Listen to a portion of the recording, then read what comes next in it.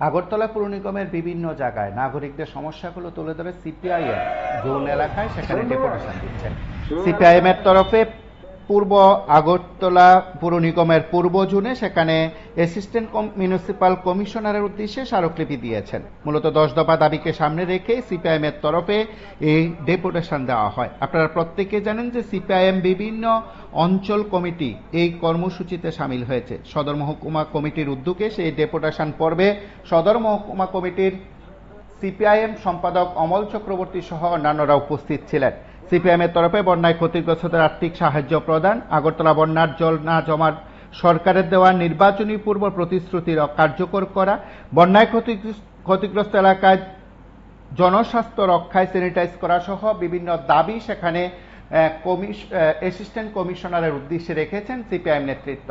CPIM এর প্রতিনিধিরা সেখানে গিয়ে সরাসরি কমিশনারের কাছে তাদের দাবি সনদ কিংবা তাদের বক্তব্য তুলে ধরেছেন, স্মারকলিপি প্রদান করেছেন। তার পাশাপাশি এই দাবি সম্পর্কে সিপিআইএম এর তরফে সেখানে ছোট্ট একটি সভা অনুষ্ঠিত হয় এবং সেই ছোট্ট সভায় বক্তব্য রাখেন সিপিআইএম সদর মহকুমা কমিটির সম্পাদক অমল চক্রবর্তী। আমরা তার বক্তব্যের অংশবিশেষ শুনব।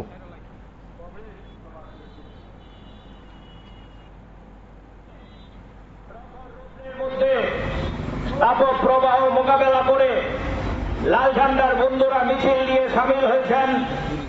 কোন শখে নয়, আনন্দে নয়।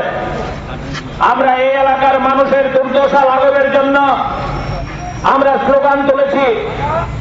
এই গত 31 এবং 31 মে এবং 1 জুন আগরতলা শহরে যে বন্যা হয়ে গেল 2 ঘন্টার বৃষ্টিতে, এই বন্যা পরবর্তী সময়ে জনগণের যে অসীম দুর্দশা এবং এই ধরনের বন্যা পরিস্থিতি আগরতলায় যাতে আর না হয় তার আগাম সতর্কতা, আগাম ব্যবস্থা নেওয়ার দাবিতে সুনির্দিষ্ট কিছু দাবি নিয়ে আমরা আগরতলার পৌর নিগমের পূর্ব জোনাল যে অফিস আছে তার অ্যাসিস্ট্যান্ট মিউনিসিপাল কমিশনারের কাছে ডেপুটেশন নিয়ে আমাদের বন্ধুরা গেছেন।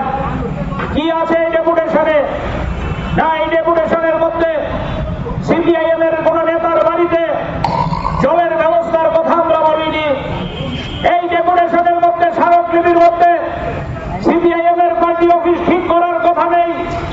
আমাদের এই স্মারকলিপিতে আছে ওই দক্ষিণ চন্দ্রপুরের মতো এলাকা, শিবনগরের মতো এলাকা জলের তলা থেকে উদ্ধার হওয়ার পর আমরা লক্ষ্য করছি ওই এলাকাগুলোতে মানুষের বসবাস করার মতো পরিস্থিতি নেই, স্যানিটাইজেশন নেই, ব্লিচিং করছে না, ওষুধ করছে না, পানীয় জলের লাইন নষ্ট হয়ে আছে, রাস্তাঘাট মেরামত না, ভাঙা অবস্থা, মানুষ ঘরের মধ্যে থাকতে পারছেন না দুর্গন্ধে, নদীর পচা জলের গন্ধে, এলাকার জমা পচা জলের গন্ধে রোগ জীবাণু বাড়ছে, শিশুরা অসুস্থ হচ্ছে, হাসপাতালে যাচ্ছে, পেটের রোগ হচ্ছে। সরকারের কোনো হেলদুল নেই। সরকার ব্যস্ত ওই ভারতবর্ষের মোদী সরকারের 11 বছরের গুণ কীর্তন করার জন্য।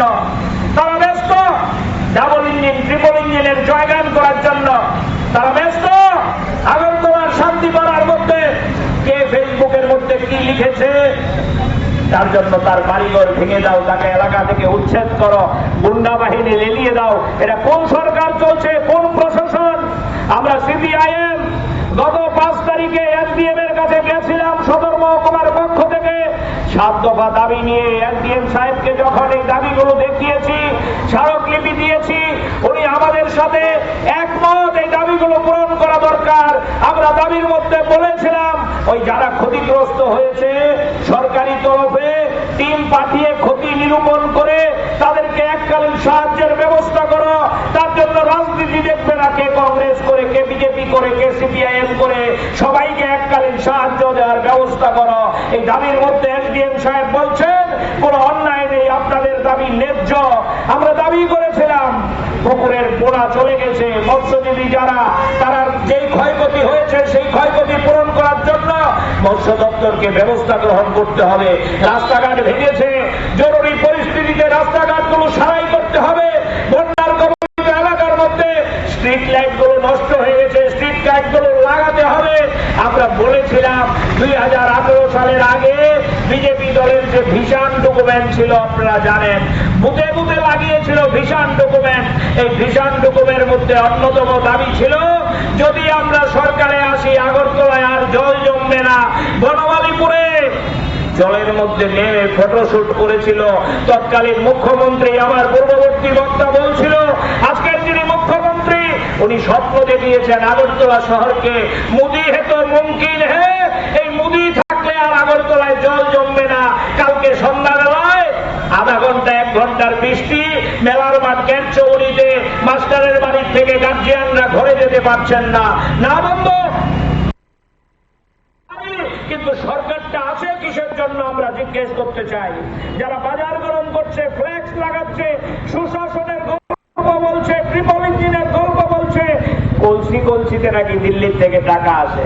এখন ব্যাংকের মধ্যে না কলসি দিয়ে দিল্লির থেকে টাকা আসে। যেই মন্ত্রী যায় দিল্লির মন্ত্রীর সাথে ছবি তুলে পরের দিন খবরের কাগজে সোশ্যাল মিডিয়াতে ছবি, না দিল্লির থেকে এত কোটি টাকা বরাদ্দ হয়েছে। আরে বাবা, বরাদ্দ যদি হয় টাকাগুলো যাচ্ছে কোথায়?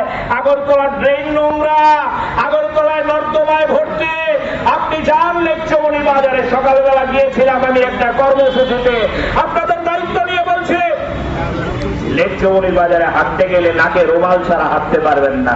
মঠচৌনি বাজারে, মাছ বাজারে গেলে হাতে রুমাল ছাড়া, নাকে টিপ দেওয়া ছাড়া হাঁটতে পারবেন না। দক্ষিণ চন্দ্রপুরের বাঁধে দিয়ে যান আড়ালিয়ার দিকে, নাকে রুমাল ছাড়া হাঁটতে পারবেন না। আপনি যান চন্দ্রপুর বাজারে, রুমাল নাকে না দিলে হাঁটতে পারবেন না। গুলবাজারের কথা তো নাই বললাম, যত কম বলা যায় তত মঙ্গল। তারা বাজার গরম করছে, সুশাসন, তারা বাজার গরম করছে, দিল্লির থেকে কোটি টাকা নিয়ে আসছে। আমরা দাবি করেছি বাজারগুলো পরিষ্কার করো, আমরা দাবি করেছি মানুষকে রোগ মুক্তি করার জন্য স্বাস্থ্য শিবির করো। সরকারের তো এটাই